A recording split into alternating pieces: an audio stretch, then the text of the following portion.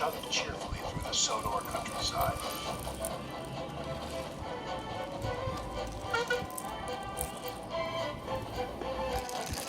The engines were going to help Duncan with an important job at the Incline Railway.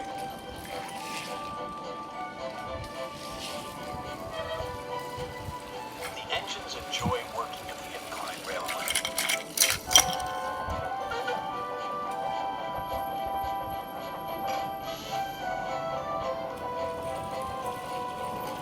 They like the clever way the loaded slate cars roll down the incline, pulling the empty slate cars up.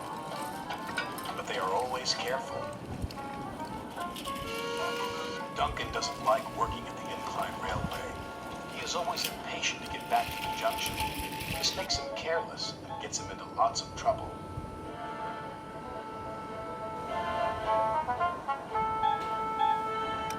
Rusty hoped Duncan would stay out of trouble today, but he was already in too much of a hurry.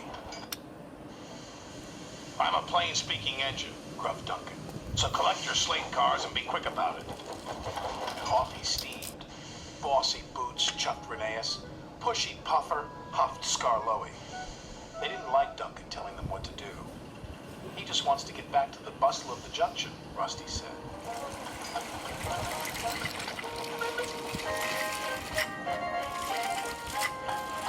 Duncan wanted everyone to work faster. "You're supposed to be helping me," he grumbled, "but you're as slow as snails." "We're proper engines," Rusty huffed crossly.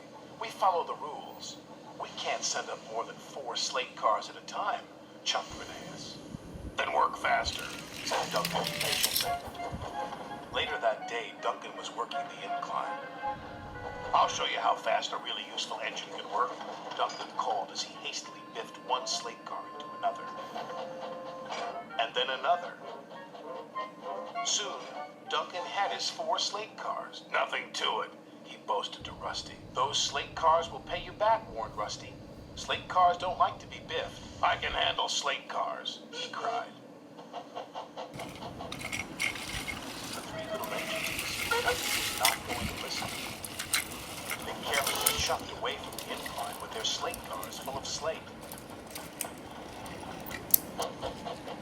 Duncan was so impatient he became even more careless. "I'll show that smelly diesel and those lazy steamers," he said to his driver. "Careful," cautioned his driver. "You're asking for trouble."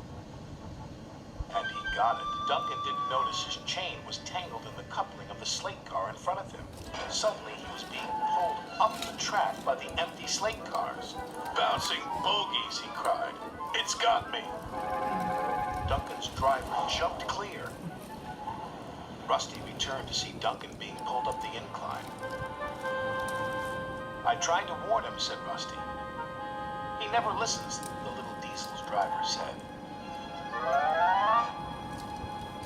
The chain pulling Duncan's slate cars couldn't hold the weight.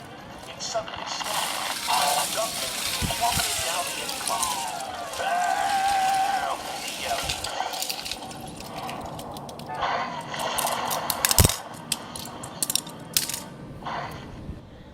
"Glug, glug, glug," he said. "Gluggle my broiler." Duncan felt foolish and very wet. When Sir Topham had arrived, he spoke severely to Duncan. "You have not been a responsible engine," he said. "Your impatience has caused confusion and delay, and you owe these engines an apology."